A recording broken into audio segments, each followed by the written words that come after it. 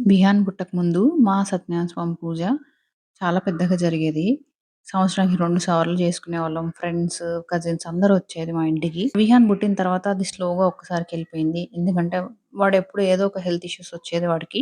తర్వాత cystic fibrosis ఉందని తెలిసింది. ఇలాంటి కండిషన్ పెట్టుకొని ఈ పిల్లోడిని చూసుకుంటూ మేము పూజ చేసుకోవడం అనేది చాలా కష్టంగా అనిపించింది. ఇంకా ఎప్పుడు మళ్ళీ నార్మల్‌గా ఇదివరకట్లా చేసుకుంటామని మేమెప్పుడు అనుకోలేదు. కొంచెం టైం తర్వాత మేము అనుకున్నాము.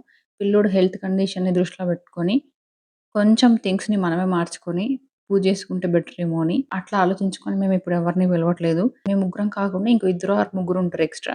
కాఫ్, కోల్డ్ ఉంటే వాళ్ళు గూడా రారు. మేము ముగ్గురమే ఉండి చేసుకున్న రోజులు గూడా ఉన్నాయి. ఇప్పుడు ఇదివరకట్లాగా మళ్ళీ సంవత్సరానికి 2 సార్లు పూజ చేసుకుంటున్నాము. ఆ పిల్లోడి హెల్త్‌ని దృష్టిలో పెట్టుకొని మనం చేసుకున్న చేంజెస్‌కి దేవుడు గూడా ఏమి అనుకోడు. ప్రతి పేరెంట్స్‌కి ఒకటే చెప్పాలనుకుంటున్నా.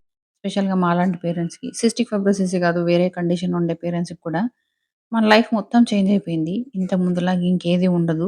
మళ్ళీ అన్నీ ఇదివరకట్లా జరగాలి అంటే జరగకపోవచ్చు. అవన్నీ పెట్టుకొని మనం బాధపడకుండా, మన పరిస్థితిని బట్టి కొన్ని చేంజెస్ చేసుకొని, మన సర్కిల్ వరకే హ్యాపీగా ఉండడం నేర్చుకోవాలి మనము.